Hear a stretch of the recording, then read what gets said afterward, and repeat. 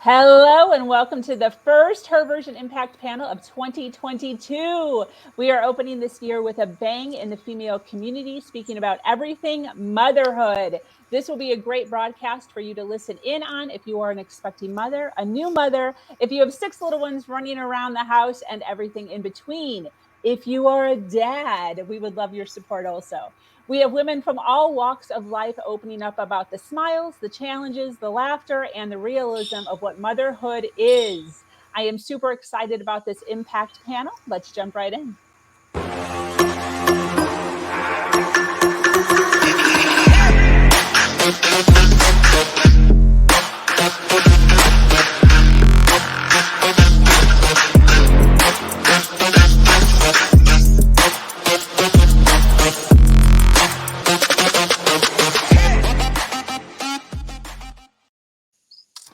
Hello and welcome to today's episode of Her Version. This podcast is dedicated to sharing stories of struggle to triumph, a platform that allows individuals to tell their truth in order to inspire and uplift others.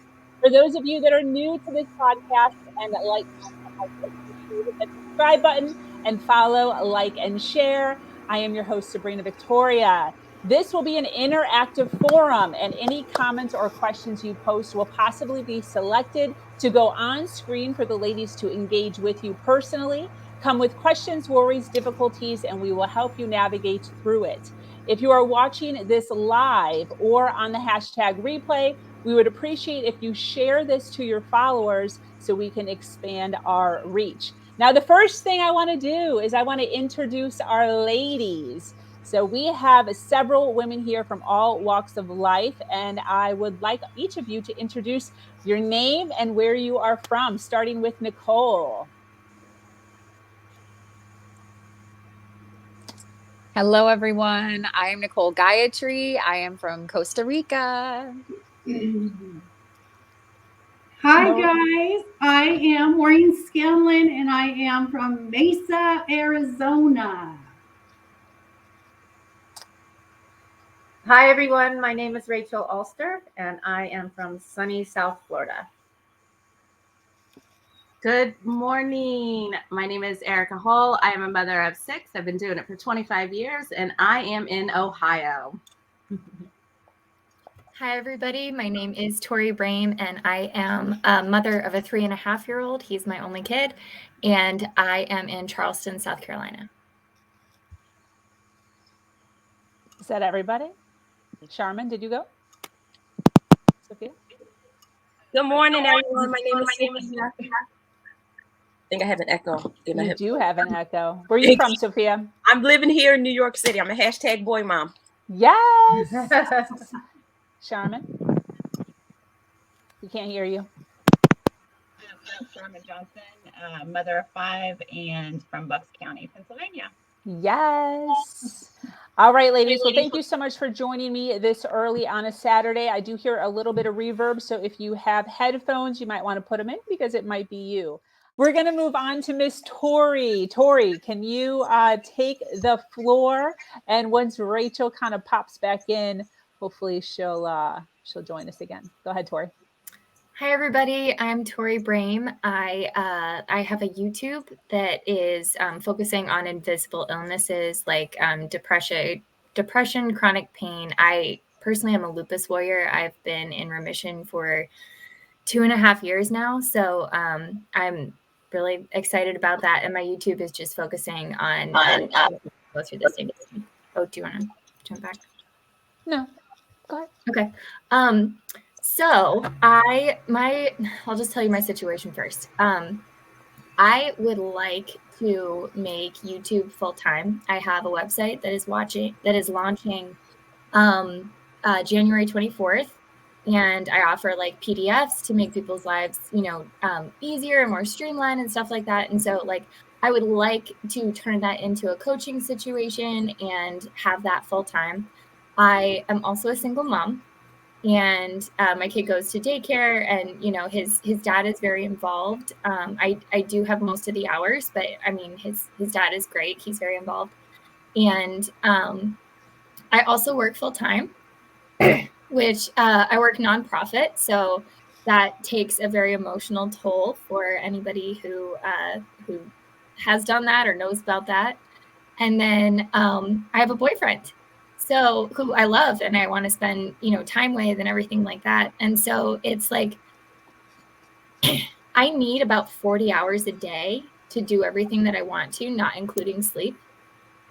And so, as a mother, my kid didn't ask to be born. Like, I owe it to him to, give him like everything I can. At the same time,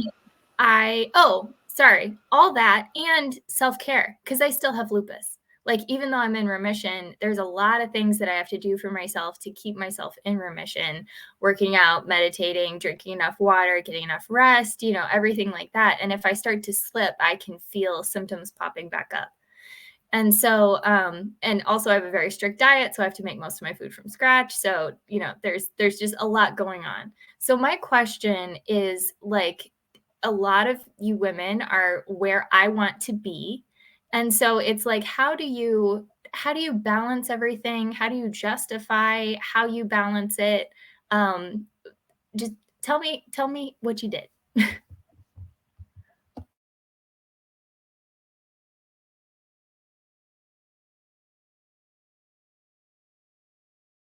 Sophia.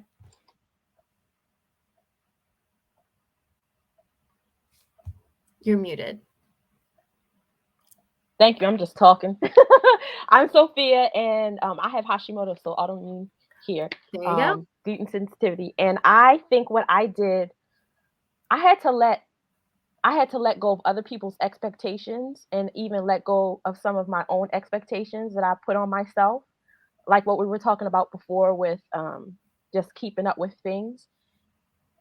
And I think before it was kind of in my mind to do that, but once I got sick and then I started looking at what it was going to take for me to get better, I really had to put some things down. Like I had to say, you know what? I can't do everything. I'm not supposed to do everything.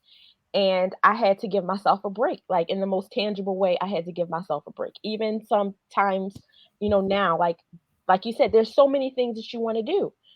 And it seems like there are just not enough hours in a day, and then you add being a single parent on top of that. And so I think some days I have my list and everything on my list does not get done. And I just had to say, you know what? That's okay. Did I take care of myself? Are my children alive? Did they eat today? And if I did those things, like, we're good, we're good. So I think I looked at kind of my list, like we were talking about, and what are those top things after myself and my kids? Like, what's one thing or two things that I can do today that are going to make me take my next best step, not like all the way to the end, but my next best step, and focus on those things. And if those things are good, like, we did a good job, So I think really letting go of other people's expectations, my own, and just being okay to sit into that, like, that's kind of the advice that I would start there. So I love that. Okay, so I'm going to level with you guys. When I sat back after I stopped talking, I forgot to look at hands. So if you raise your hands, raise them again. So I know, Nicole, that's one. You can go ahead. My answer actually is very similar to Sophia's. I think, and this is work that I do with my clients too, is, looking at your grand picture to start. What are, every aspect of your life, whether it's your business that you're trying to build, your website that needs to get done, your child needs this, you need this for self-care, your relationship needs this, finances, etc. So look at all of those goals. And I like to get really clear on what needs to get done with all of them. So each of them has their own list of, like, these are things I need to do to get to that end goal. Right.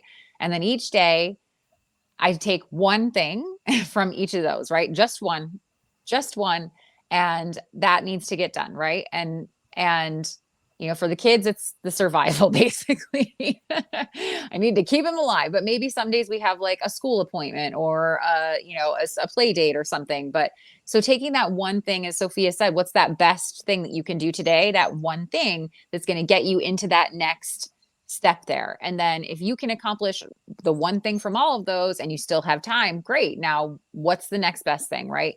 But I like to break things down into the smaller pieces and to not make my to-do list for the day like overwhelming. I only need to do the one thing that's going to really get me somewhere, right? And so I try to take out all the fluff. I know with a lot of different I don't want to say businesses, but sometimes it's like our to-do list is a ton of stuff, right? And not that most of that shit doesn't need to get done today. It doesn't need to get done today. And a lot of it won't get done, right? And nobody's going to die if tomorrow most of the things are still on that list. So decide what the really important things are each day. And as long as you're getting 1% better in each of those areas, then by the end of the year, you've really accomplished something, right? You've gotten 365% better in every area. So instead of putting so much pressure on yourself to get the website done today, what are the 2 things that need to get done, or the 1 thing that needs to get done on the website today? And if I have more time later, I can get the second thing done. So I think really just prioritizing is number 1, and not being so hard on ourselves about all of it needs to be done. I really love that too, like concretizing it and making it solid, like things that you can actually check off. And not just like, oh, I want to build a website. And then it's like this, scary ambient cloud of like, that needs to happen. Maureen? I love that. I'm on the exact same wavelength as Nicole. And my son has a saying, don't eat the whole hippo, just take a bite at a time. And so it's categorizing. So every day in my journal, I'll put nurturing, connecting, business growth, and anything extra self-care, right? And I even have like a nature one in there. And it's kind of cool because when you categorize it and you do something from each of those boxes, you feel super productive. Well, once those are done, anything you do above and beyond that, I consider an accomplishment. So I feel like, okay, cool. I got all the things I wanted done in each category, so I'm well balanced. And then in addition to that, I accomplished even more. So yay me, and I get a reward. I get to go, get an extra coffee at Starbucks.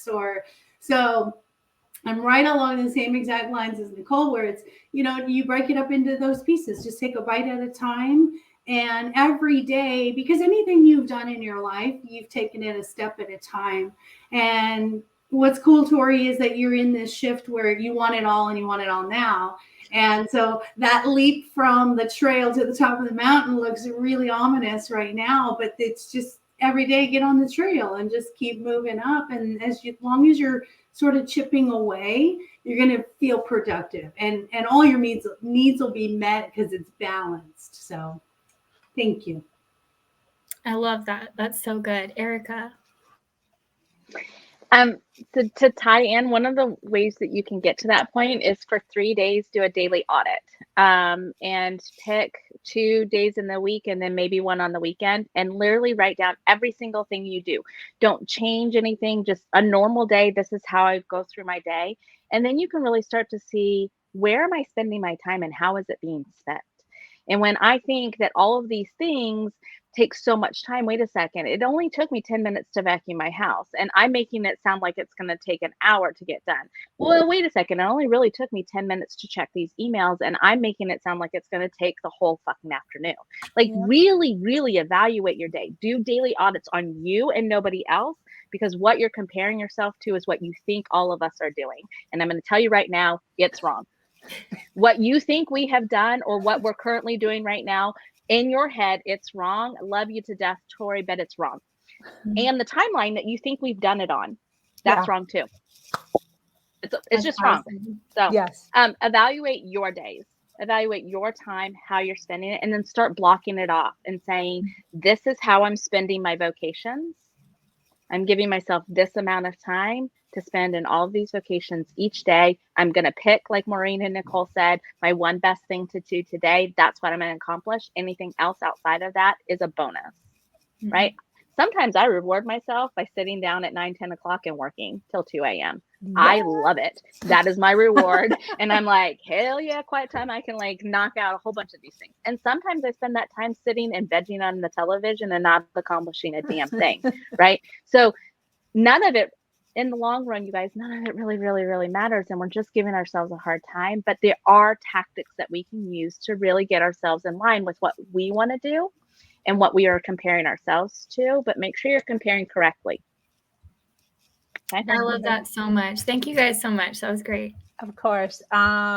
Rachel, we're going to have to hold off on your answer because it's actually your turn. You're going to go ahead and take on the floor. So thank you so much, Tori. I appreciate that question. Phenomenal.